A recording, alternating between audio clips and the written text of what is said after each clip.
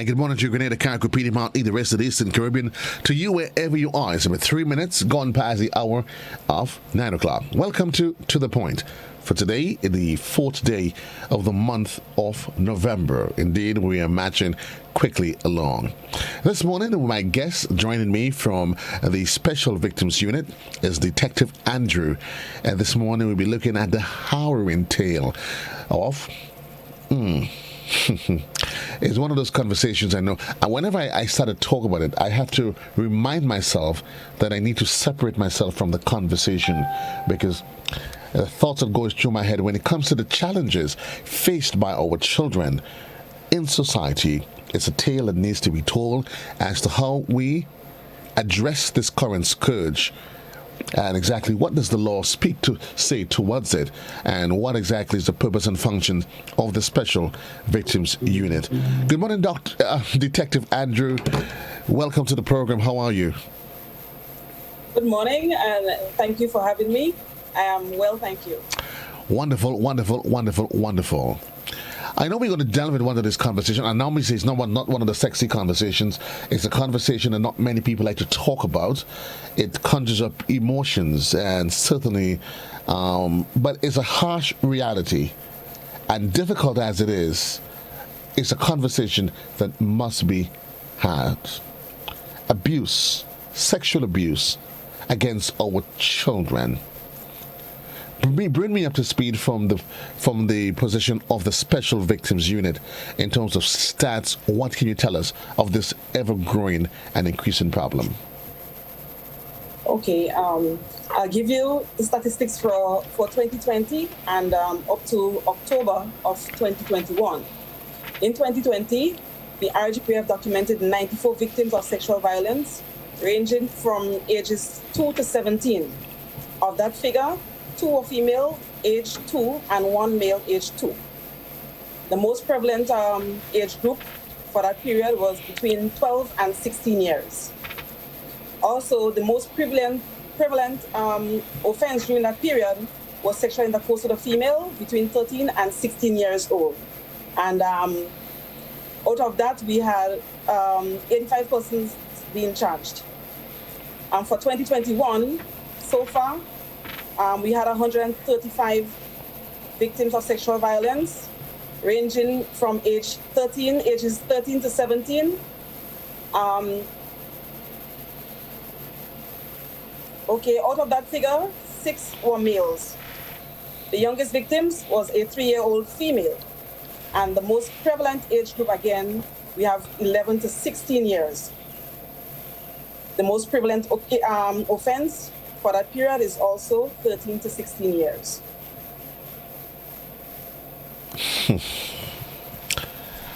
Okay, Joe, calm. I need to calm myself. So comparing the years, there is an obvious increase. The previous year, from 94 to 135. Yes.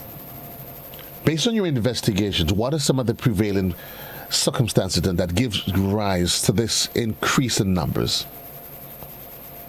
Well, there can be many factors responsible for that, really. It can be as a result of peer pressure, media influences, because we know that a lot of young persons are into social media, and we know what can happen. Sometimes you have things that can just pop up based on the usage of the device, because adults may use the device to view certain things, and when the child uses it, certain things may pop up, and they're just being exposed to that. And also, it can be as a result of the changes taking place in the bodies of teenagers, and they may not may not understand what is going on in their body or how to deal with it. So that could be some of the reasons for that. Advancing technology, changes. But what does it say, Detective Andrew, about our society, where we are as a society? Because can you repeat the question, please?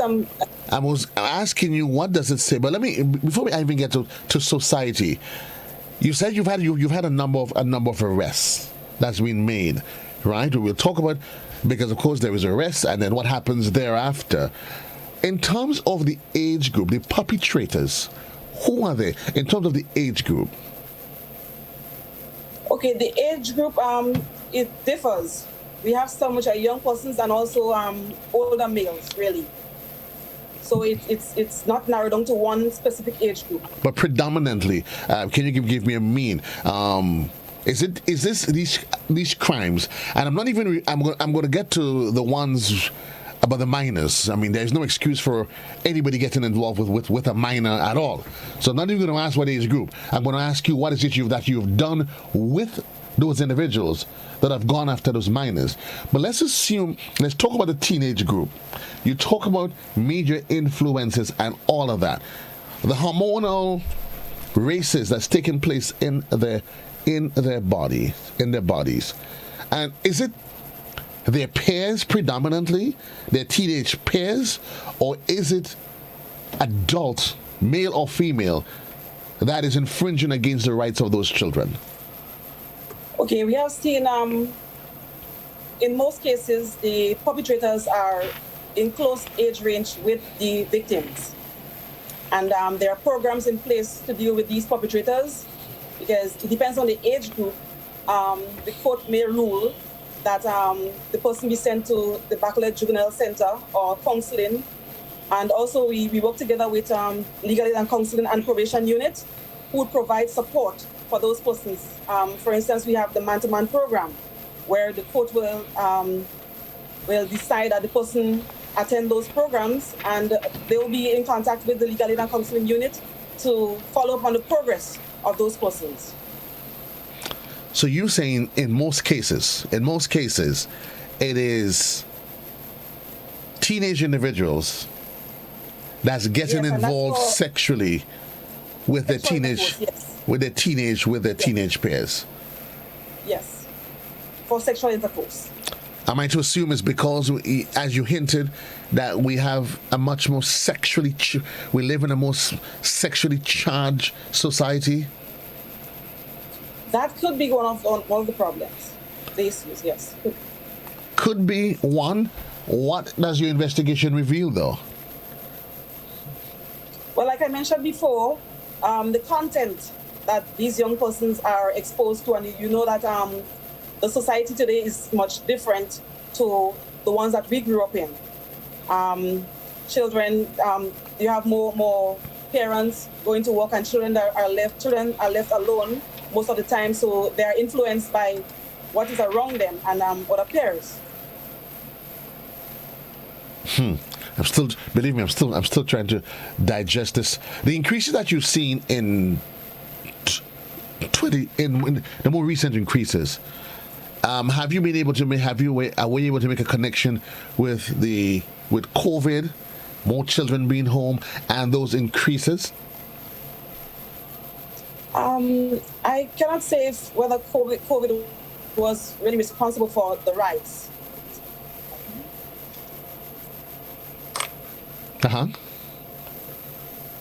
Yes, I cannot say that COVID is really responsible for the rise in those offenses because, as you know, there was a point where there was a curfew imposed and persons were not able to leave their homes.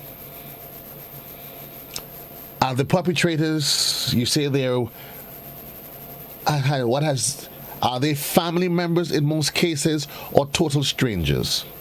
Because very often there is the concern that these sexual acts are not necessarily being committed by strangers, but persons within their own family circle.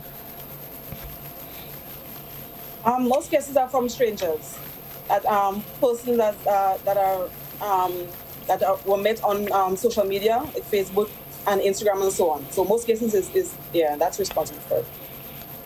Is it that it started off as consensual sex, but because of the age, or is it that this is the case where there are individuals that's forcing and taking advantage of our young people, their vulnerability? Most cases it's consensual, but because of the age group, then we have to take action. Okay, so this is changing the dynamics now. So you're saying it is young people who are willing yes, participants in sexual intercourse. The challenge, though, is that of the age. Yes, because we know that the age of consent in Grenada is 16. What sort of program is there what sort of program does the Special Victims Unit get involved with so as to try to, in the specific instances of these young people that just seem to be more sexually charged as it is, and getting involved in what you're assuming is consensual sex? It's becoming a problem. Yes. Talk to me about programs, initiatives, collaboration that your unit is engaging in so as to address this growing crisis. Okay, so over the years, the unit has been involved in a lot of media programs like this one. We have been to schools. We have done lectures at PTAs. We've done community walkthrough. And we also have a 400 hotline, which we are trying to promote to encourage persons to report those matters. And those calls can remain anonymous. We have also seen a number of, we've got results from a number of cases which were reported anonymously. Which is the most prevalent medium that individuals will choose to make those reports? And where does those reports come from? Is it the parents that would make the report? Is it come from school?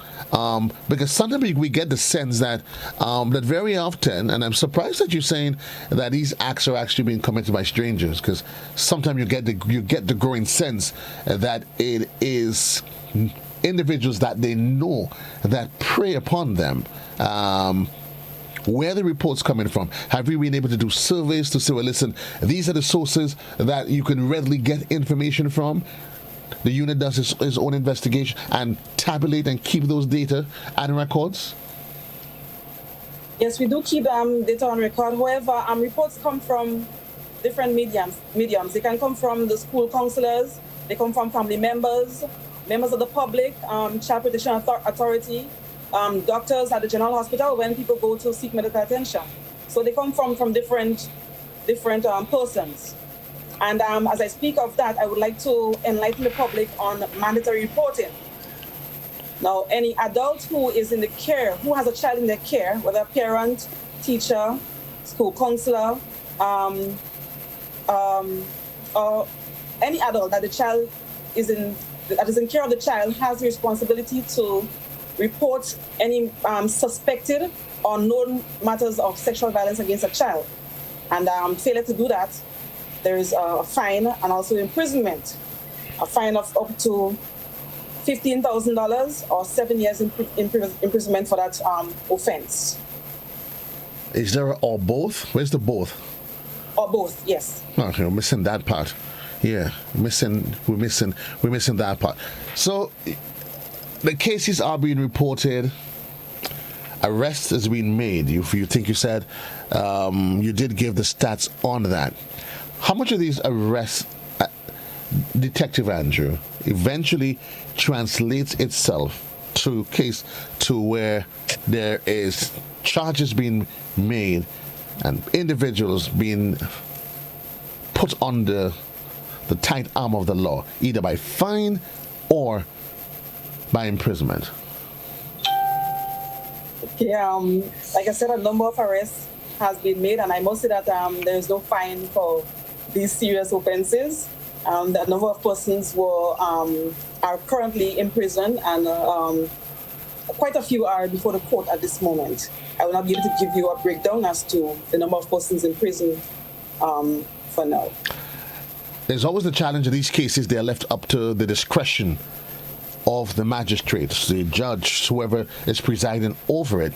And it seems to be the prevailing sense that there's that sense of leniency that is extended to those sexual predators. And that's what I call them. And I say it with no reservation. Do you get the sense from law enforcement? Is that a measure of concern for you? That, listen, there need to be stricter application of the law? Yes, as I said, the decision is left to the magistrate or the judge. However, I personally believe that there should be stricter penalties for these offenses, because these offenses have a long-lasting effect on the victim.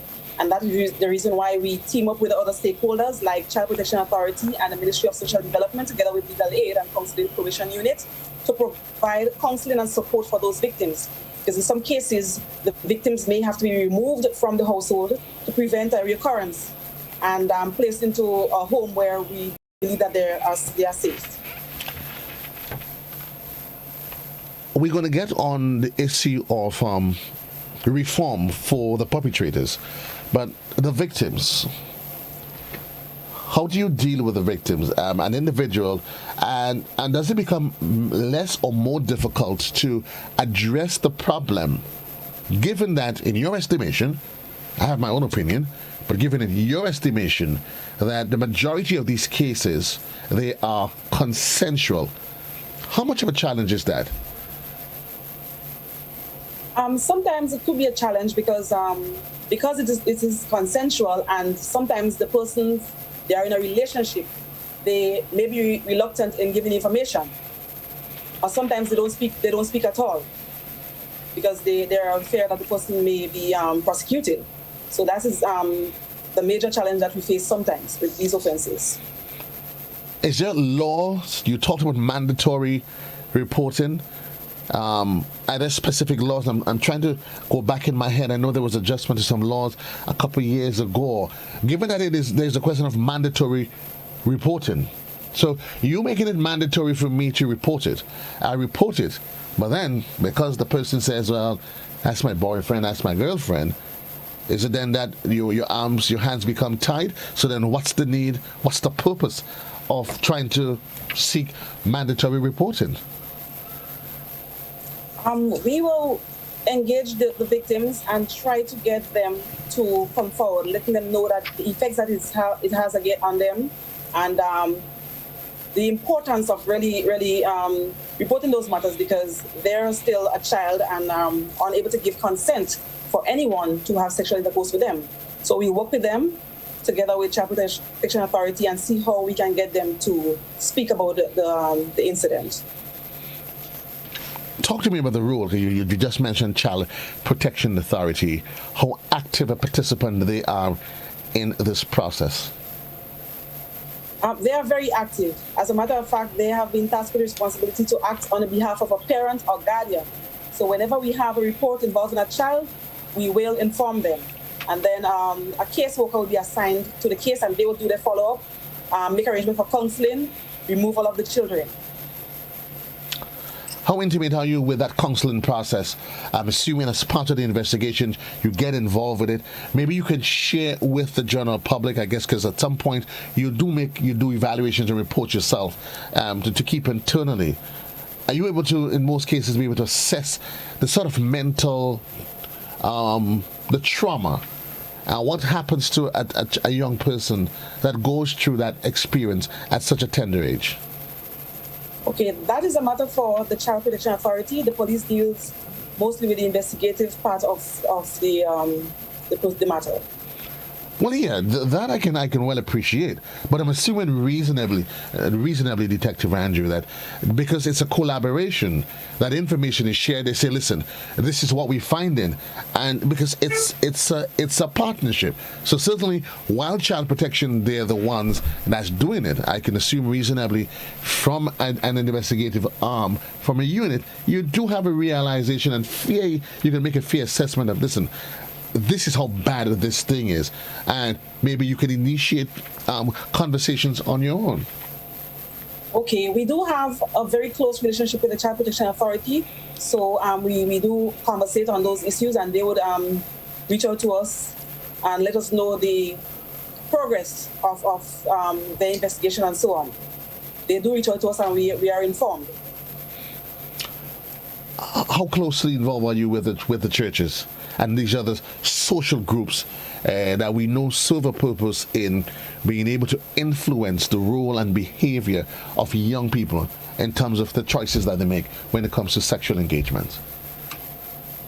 I would not say that we are very close with the churches on these issues at this point in time. Maybe he's probably in an area. But it is part of our plan going forward.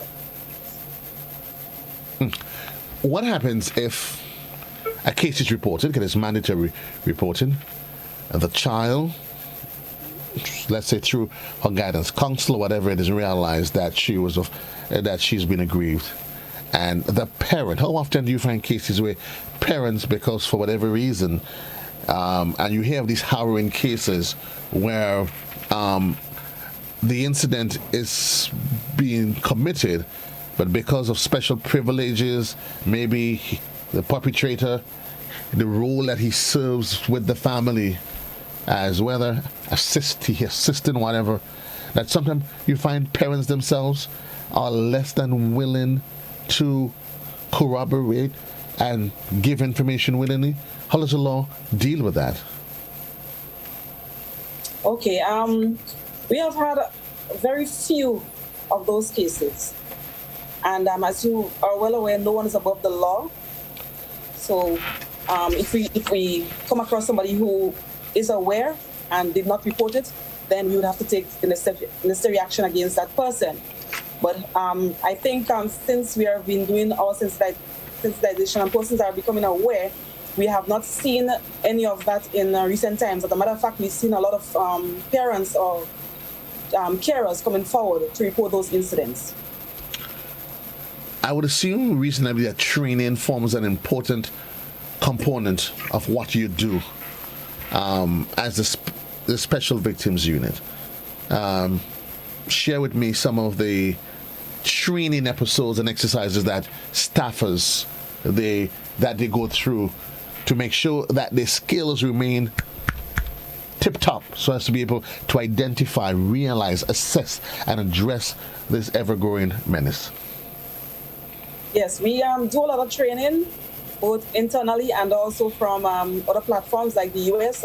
Currently, I am ongoing a training in that regards, and yes, we have been doing ongoing training, really doing comparison with other countries, so that we can put things in place to guard against those incidents reoccurring and so on. So we do interact with other countries, other policing districts, and they would share their challenges, we'll share ours, and see how together we can come up with ideas as to how to address those problems. Do you, based on that information sharing platform, do you see similarities? Do you normally see similarities in terms of what's happening here at home, other regions, that allows for that greater collaboration? Or is it that our issues here are just separated apart and we're special? No, we've seen a lot of similarities, especially in Caribbean islands. Very similar. We're becoming a more sexually charged society. For some reason, there's always the crossing of lines. What, in your estimations, does that say about us as a society, where we are now, and how we cross those lines as it relates to our young people? I would say that we have made good strides, and I give praises to our programs, the walkthrough, the media programs, and so on, because the members of the public are more aware, and we have seen them coming forward, showing interest, and they are reporting. Before, you have had persons not reporting because they're saying it's not their business, but now we have seen persons really coming forward. And we want to applaud and show appreciation to members of the public for working with us, because as a force, we cannot do it by ourselves, but we need members of the public to come on board. And we really appreciate that. 29 minutes gone past the hour of 9 o'clock. It is to the point for today, the 4th day of November. My guest, Sergeant Andrew from the Special Victims Unit. We take a quick commercial break, Grenada, and when we come back, we continue the conversation right here on To the Point.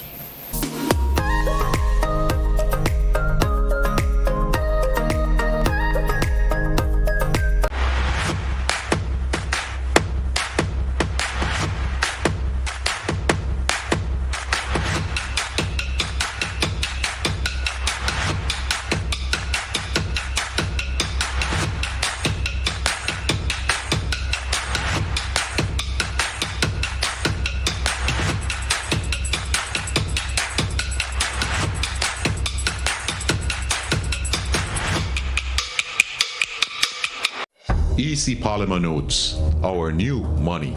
Here's how you can detect genuine EC polymer notes. Feel. Polymer notes feel smoother than the material from which paper notes are made.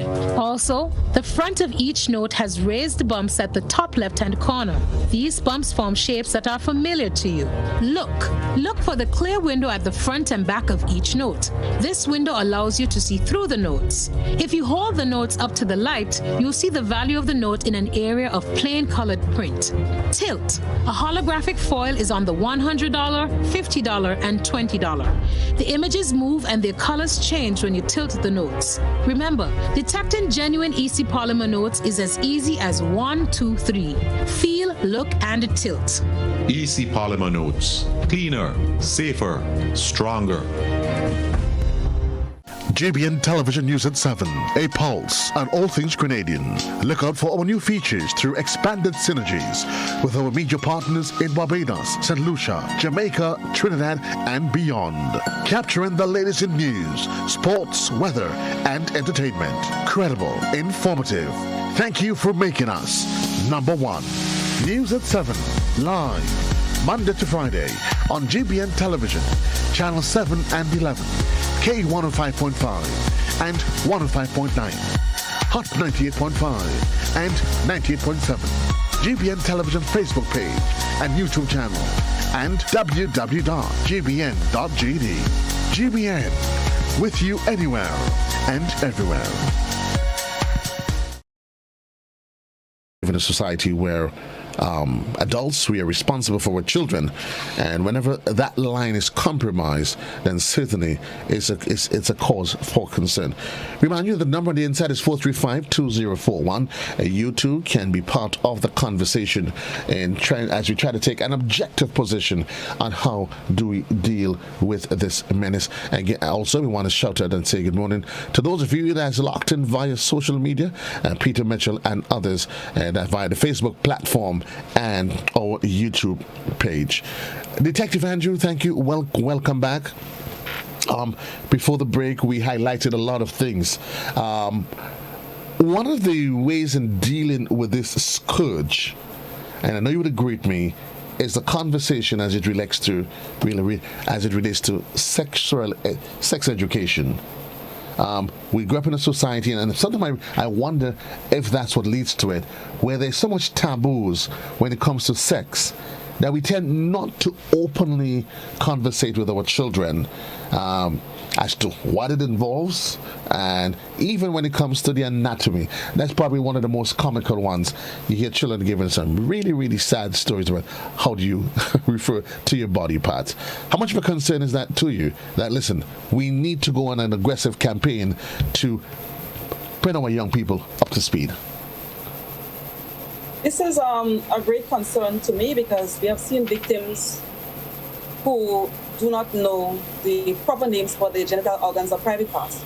And sometimes it takes a lot of time and patience in getting them to come out and say what it is, really. And I think that could be due to the lack of conversation from their parents, maybe the schools. Recently, I was obtaining a statement from a teenager, and she was very reluctant in mentioning the word of her private part, and I had to be very patient with her, getting her to feel comfortable saying the word. So I think children should be taught the proper names for the genital organs and not use words or sexual terms that adults use. Because sometimes we see some very young children, 4-year-old, and the words they use, you wonder where they got it from. So parents need to be careful with the kind of conversation they're having in the children's presence. Well, it's interesting that they would have some vulgar conversations in the children's presence, but they do not see the need to educate them. So I guess this is an indictment, failure, you would say, of adults not taking responsibility for children? Or is it children that is just a little bit too inquisitive? Or both, maybe? That could be one of the problems, really. And then again, who they socialize with, because they go to school and they meet children who come from different households and they interact, so they would learn certain things from those children as well. On the issue of sexual education, because I know in schools they teach, most schools I know they teach family life education. So it's surprising, and that seems to be a concern. Is it that the challenge is that while the school system teaches it, the children may seem comfortable speaking among their peers, but because we, and I'm not saying we collectively as adults, because we ourselves, we're not comfortable speaking about something that when we were growing up seemed tabooed. So for us, while we become adults, we engage in it, that's a no-go zone. So we don't even venture to have that conversation with our children because we're not comfortable with it? Yes, we live in a totally different society now, and I think that this is a matter of great importance. Therefore, children should be made to feel comfortable speaking about the genital organs. We have a caller that's live on the line. Good morning, caller. You're live. Oh, good morning. Good morning, sir. Go ahead, please. Oh, no, I was only calling just to... I'm on the air? Yes, sir. You are live. No. I was calling to speak to someone in the station. 352041. If you fall in the program and you call the studio now, it's a live segment. So by default, we are going to answer you live on air. This is to the point. It's a live segment. If you wish to speak with me off air, then we'll have to have that conversation later on in the day. Detective, we're quote unquote, and I'm saying it hesitantly, because the question of us being a Christian society and us seemingly having strayed away from those values, and the role of the church supposedly and other organizations. Do you think that those organizations, they have failed in introducing the conversation and communicating those biblical, spiritual values to children, which I know for a fact you and I, it was close to our hearts 30, 40, 50 years ago? Well, we haven't seen much interaction from the churches in that regard, and we will definitely like to see that going forward, that they will come on board and help us in the fight against this offense which plagues our society. You talked about, we focused on the teenagers, and that seemed to be the greater proportion of those offenses that's committed against them. However, I don't know how small it is, and it shouldn't even be a statistic. Sexual acts, sexual crimes against toddlers. Now, that I personally have a zero tolerance for, period, I guess of all ages, but it takes on a different feel when you hear of acts being committed against a 3-year-old, a 4-year-old. I could only imagine for you as a female, a woman, having to deal with that. It's not the best of situations you have to. How do you deal with it first mentally, though, as a detective? So I want to ask you that, because it must have some emotional bearings on you. Okay, I must say that I'm a parent and I'm a human being. So sometimes the human aspect of it comes out. However, we ought to maintain professionalism in whatever we do. So we would, of course, bring the human aspect into it for the child, because most times they are traumatized, so you have to get them comfortable and in a way that they would feel it's okay to speak to you, really. So we try to make them comfortable first of all. We have a caller that's live on the line. Good morning, caller. Hello? Yes, you're live. Go ahead, please. Wait. Caller, you are live. Let me allow you folks, wherever you are, this is a live program and it's a serious conversation that we're having. I'm not sure why is it. I would you would engage a call and you're hearing an adult and a child on a live program of this nature trying to, for whatever reason, not figure out what is it you want to say. If you want to be part of the conversation to make a meaningful contribution, fine. Outside of that, I encourage you. Get a book, read. Thank you. Back to you, Detective. But before we do that, we have a caller on the line. Thank you. Good morning, caller. You're live. Thank you. Hi, good morning. Yes, you're live. Go ahead, please. Right. Yes. My concern is the justice system. How could I have my 3-year-old raped by an individual, goes to the court, gets 5 years, and comes out? And we have lawyers in this country and citizens who not stand and fight for a change, whether it be in the Constitution or in our justice system. So there is a problem. So we are not solving anything. Then we have other individuals committing crimes, and what? So we need to reassess this situation, this justice system. Otherwise, we're going down the wrong road. Thank you. Thank you, caller. Detective, do you wish to comment? I'm sorry, I wasn't hearing what the caller was saying. Well, he was basically highlighting the fact his concern is that of the justice system, and I think we touched on it initially, how the law is applied. You rape an offense is committed against a minor, and then you hear, well, one, the individual is placed on bail. I don't know why you put them on bail anyway. And I'm assuming you may not be able to respond directly to it because that may not be a direct line, but as to how the law addresses those concerns. But certainly, it adds to the frustration and the anger that you hear from society. When a child molester goes on bail, okay, eventually is found guilty, gets 5 years? Does that ever feel like you as though you're not doing that which you're trained to do, and maybe, why am I doing this?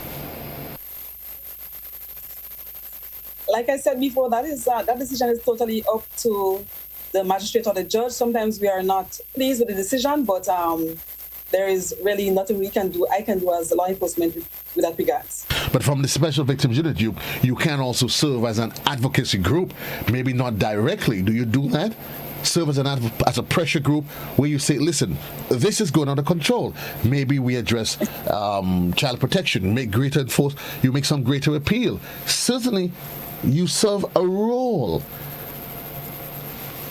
We cannot really challenge the decision of the magistrate. Well, I'm not asking you to challenge the decision. I'm asking you whether or not it is something that you can serve in the capacity as an advocacy group, where if you can't do it because of your position of law enforcement, but certainly you can make appeals to the church or the non-governmental organizations, submit your findings, make it public. If something like that has to be done, then it cannot be done directly from my unit. That would have to come from somewhere higher, way above me. Right, but I'm assuming that your unit can make recommendations reasonably. Yes, we can make recommendations. You can make recommendations. And we normally do. But is it that somebody's not listening? No, don't comment on that part. We have a caller. On the line. Good morning, caller. You're live. Yeah, good morning. Yes, go ahead, please, sir. Yeah, I want to compliment the unit for trying, but I believe this problem is bigger than what she's talking about. I was born in the 60s, and what she's talking about, it was going on then. Okay? It's only now, because of international pressure, systems are put in place, and people starting to look into it. So blaming social media for some of these issues, I feel is unfair. Because I growing up, I could say a lot of things, and even you and even her experience growing up as a child within the communities, what was happening, playing dolly house and doing all sorts of things. One of the biggest problems, I believe, on this island and within the Caribbean, we still have sex education as a taboo, and we're not educating our children from birth about sexual behavior. Even our carnival, the culture which we so praise and that bringing that income to us. Every living thing, the music coming out from the other islands is the message what is going on out there. This is what creates these problems. The churches not helping it. The churches just as bad because you only watch the ladies on a Sunday morning going to church, and even the sexuality is what we push it within our culture. Okay? And the list go on and on. But at least they start doing something. The next thing, a lot of young men is going up in the prison, as she said, being arrested. So when she talked, I thought it was okay, big men. But she says this thing is between children and children. So children are experimenting. That's been going on long. Okay. It would not to say something would just stop. Just the only how it would stop is by educating the kids. Make that a main topic on the sexual behavior, the body, the chemical in the body. When the time for that to reach, how you should do it within the Muslim society. They don't have this problem. You might look at it and we need to take some pages from them. Even if right in Trinidad, Yazum Abubakar died. And if the level of discipline amongst the youths within the school and the male and how they treat and respect for the women. And you look at within our Christian society, I ask the question, what we doing right or what we doing wrong? Okay. That's what we need to look at. Thank you, sir. Effort, I give her A. You asking some questions, she could have even answer some of the questions you're throwing at her. But, ma'am, keep on trying. Them youths out here need help, especially young men. They need help. Great, thank you very much. Try to see young men what they're going through out here. They need help. Appreciate it, sir. Yeah. 16 minutes on to the hour. In short, he's highlighting that which we face now, it isn't a today's problem, but it's an issue, a problem that's deeply ingrained in our society, the way historically that we train to deal with sex and how we've been cultured to treat the opposite. Do you concur? That could be a factor, and I just want to add here that since the establishment of the unit, we have seen a number of persons coming forward to report incidents of a sexual nature which occurred years ago. And I must say that there is no statute on those offenses. So persons who have been affected many years ago can come forward and report those matters, and it will be investigated. Investigated yet? Any success rate? Because I know investigating is one thing, but the question is, how far does it get into the court system? Yes, we have seen success in those matters. Some are still under investigation, but for those that were charges were laid for some of those matters.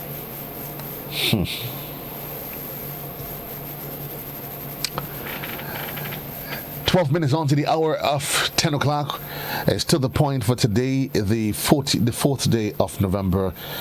Speaking here with Detective Andrew. Detective, I think we all agree that you're doing a really great job.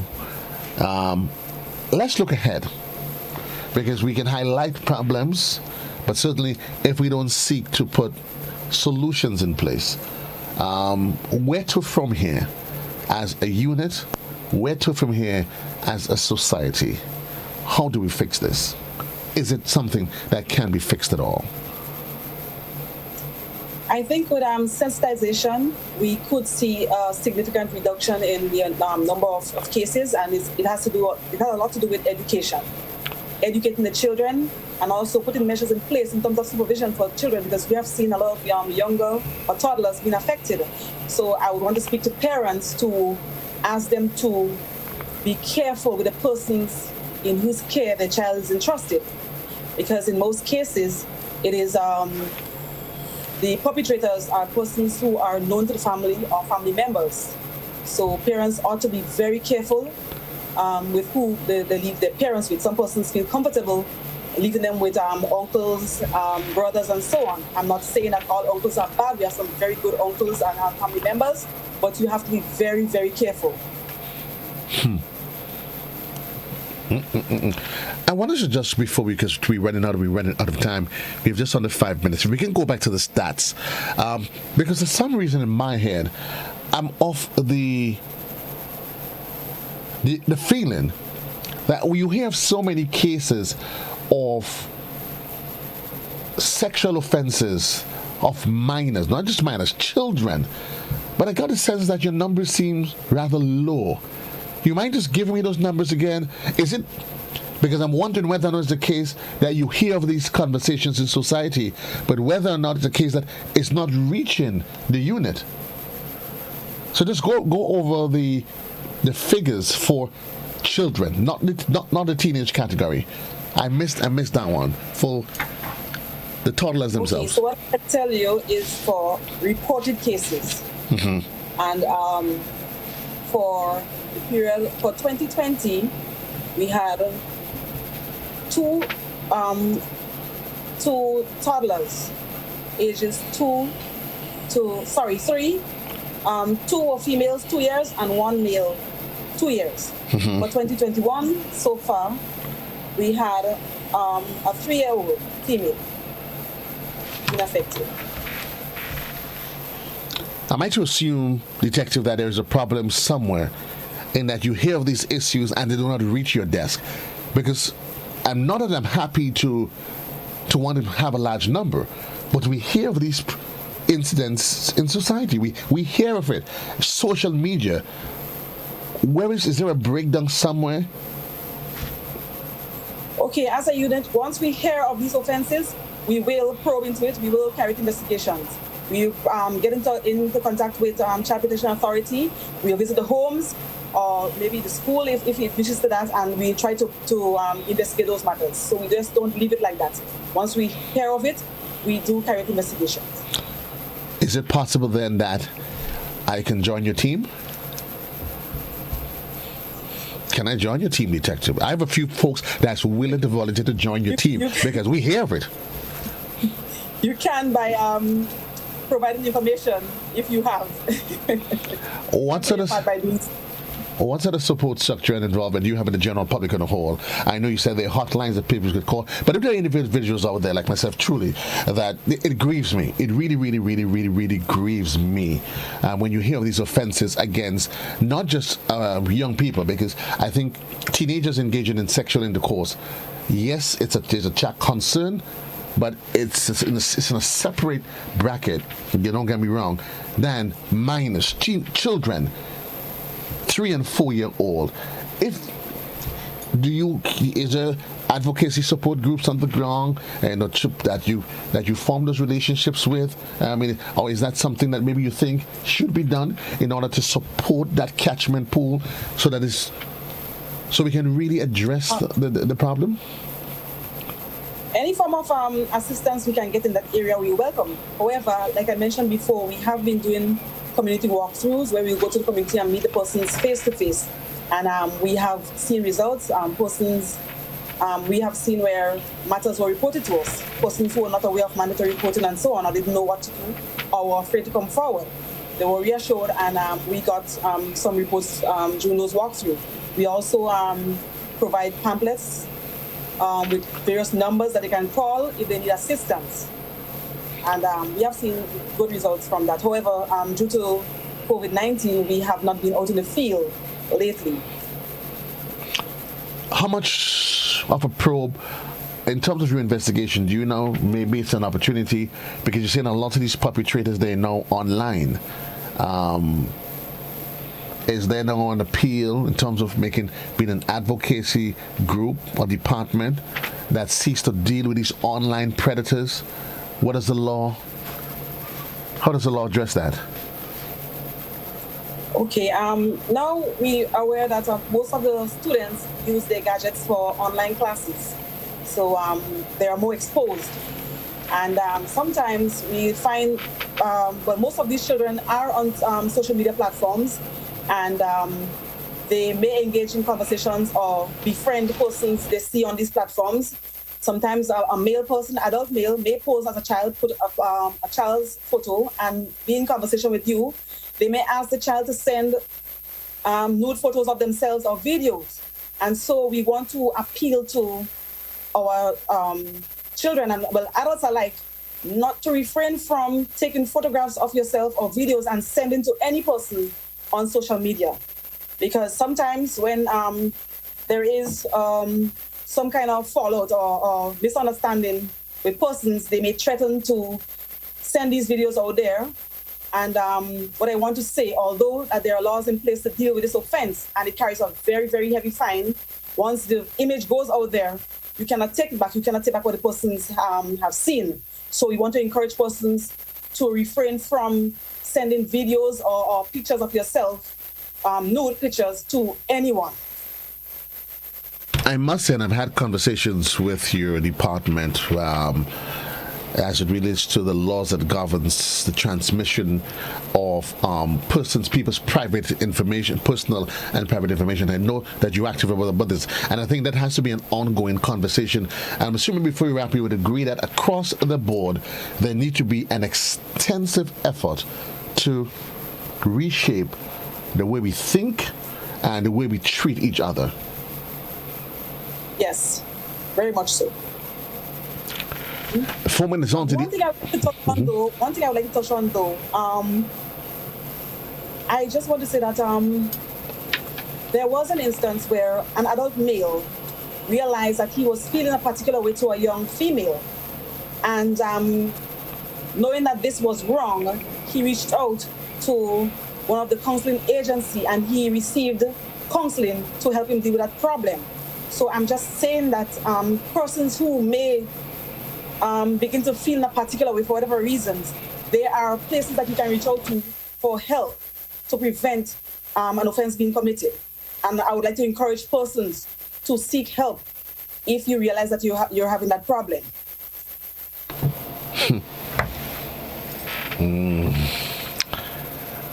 Harrowing indeed. Thank you, Detective Andrew from the Special Victims Unit. Again, folks, we all have our part to play. Collective responsibility. I believe wholeheartedly that our children, it's the responsibility of us parents to make sure that we take care of them. And before you go, Detective, you would have to agree that the concern should not just be in the case of leaving your male child with the opposite sex, but even leaving them with somebody of the same sex, because we've seen now the shift in society. So that also should be a concern. Yes, very much so. I want to encourage folks, and I know, Detective, we spoke about it. The parents, you have an active role. You have an active role. I told my 10-year-old, since he can say da, nobody touches you. Strict rule of engagement. Nobody touches you. That's a rule. Maybe sometimes I believe that maybe it is better to come across as being paranoid about certain things than to take things for granted, and you learn the hard way. Parents, you have a responsibility. Take care of your children. Protect them. You need to know who's around them, where they are, any given time of the day. You need to know who your child is with, what is it they're doing. When they come home, feel free, as I do with my 10-year-old, 11-year-old. We have, Detective, debriefing sessions. Nicely. How was your day? What you did? Okay, you in school? Okay, fine. What happened in school? And I think what that does, it allows children to develop trust with you as a parent that they can openly share with you. The rule is, tell daddy what happened. It doesn't matter. So that they will feel free. Because very often you agree with a parent that a lot of these things children feel a little bit timid, because if I tell mommy's going to beat me, or daddy's going to beat me, where in fact daddy and mommy should be seen as a protector. Detective, thanks a lot. All the best to you. And while you have challenges, we do applaud the efforts of the unit. All the best to you. You take care. Thank you. We'll leave the conversation here for now, folks. On to the point. Certainly, I say thanks for being part of this conversation. I leave you for now. The good Lord's willing, I'll be back with you tomorrow morning when we have this conversation all over again. Keep safe, Grenada. Keep doing what you do best. And the good Lord's willing, I'll be back with you tomorrow as we continue our journey to find the best versions of yourself. COVID-19, an ever-present threat. Remember the protocols, the wearing of the mask, and the sanitization processes. Make sure, and the social distancing. Make sure that you adhere to it. So long, everybody. God bless.